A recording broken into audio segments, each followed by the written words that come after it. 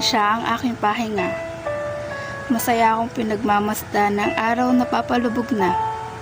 Namamangha sa taglay nitong ganda. Sa kulay nito na pinaghalong ginto at pula, talagang ang inaakit niyang aking mga mata. Sa nakakapagod na araw, tila siyang aking pahinga. Ang magulo kong isipan ay nagagawa niyang ikalma. At parang pinapawi niya ang bawat sakit na aking nadarama. Pinapatunayan niya na kahit pangit ang simula, palagi pa rin magtatapos sa maganda.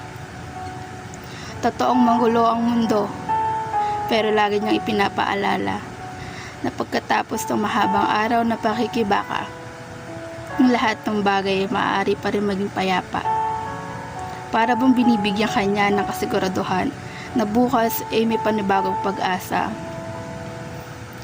Ang paglubog niya ay hindi nangangahulugang katapusan na, kung hindi panibagong simula, na hindi pa tapos ang kwento dahil may kasunod pang pahina, na sa bawat pagtatapos ng kabanata ay mayroon pang pangalawa.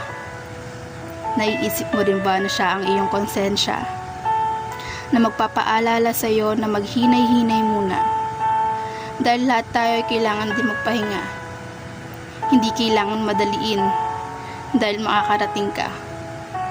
Mawala man siya, ay tiwala kang babalikan ka niya. Kagaya ng araw sa kalangitan, kailangan mo rin ng saglit na pahinga. Hindi dahil gusto mong aksayahin ang oras na meron ka, kung hindi para maging handa sa panibagong laban bukas ng umaga.